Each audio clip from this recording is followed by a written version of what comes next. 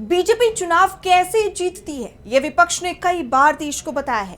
कोई भी चुनाव हो, विपक्ष का आरोप रहता है कि बीजेपी ने ईमानदारी से नहीं बल्कि ईवीएम धांधली से चुनाव जीता, वोट चोरी की या नेताओं की खरीद फरोख्त की। अब एक बार फिर इंडिया गठबंधन की तरफ से दावा किया जा रहा है कि पर्याप्त संख्या न होने के बावजूद बीजेपी राज्यसभा चुनाव में उम्मीदवार उतारने जा रही है, क्योंकि मुमकिन है कि वो इस चुनाव में हॉर्स ट्रेडिंग को अंजाम दे दे।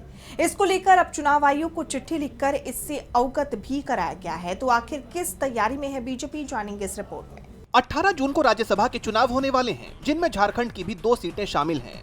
लेकिन इस चुनाव की वोटिंग से पहले ही राज्य का सियासी पारा हाई हो चला है।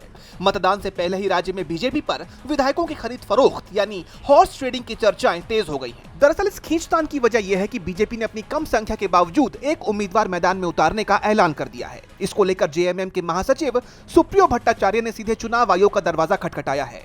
उन्होंने एक पत्र लिखकर तर्क दिया कि बीजेपी के पास अपने दम पर सीट जीतने के लिए पर्याप्त विधायक नहीं है। 81 सदस्यीय विधानसभा में बीजेपी गठबंधन के पास फिलहाल 24 विधायक हैं, जबकि एक सीट जीतने के लिए करीब 28 वोटों की दरकार होती है। बीजेपी इस अंतर को पाटने के लिए विधायकों को तोड़ने की कोशिश कर सकती है। फिलहाल सत्ताधारी इंडिया गठबंधन मजबूत स्थिति में है। उसके पास 56 विधायक हैं, जो दोनों सीटें जीतने के लिए पर्याप्त हैं। वहीं एनडीए खेमे में बीजेपी के पास 21, आजसू के पास 1, जदयू के पास 1 और लोजपा के पास भी 1 सीटें हैं, जो कि कुल मिलकर 24 वोट ही बनते हैं। बीजेपी के प्रदेश महासचिव अमर कुमार बाउरी का दावा है कि उन्हें 28 वोट मिल जाएंगे और वो जीत पक्की करेंगे।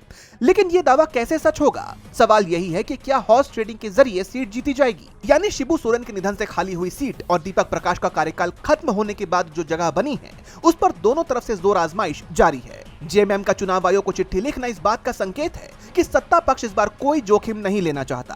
अब सबकी नजरें इस बात पर टिकी हैं कि क्या बीजेपी वाकई किसी तरीके से वोट जुटा पाएगी या फिर यह सिर्फ एक सियासी दबाव बनाने की रणनीति है। अब सबकी निगाहें 18 जून पर टिकी हैं, जिस दिन राज्यसभा चुनाव की वोटिंग होगी और उसी दिन काउंटिंग भी की जाएगी। अब जेएमएम की अपील पर चुनाव आयोग कोई एक्शन लेता है या नहीं, ये तो देखना होगा।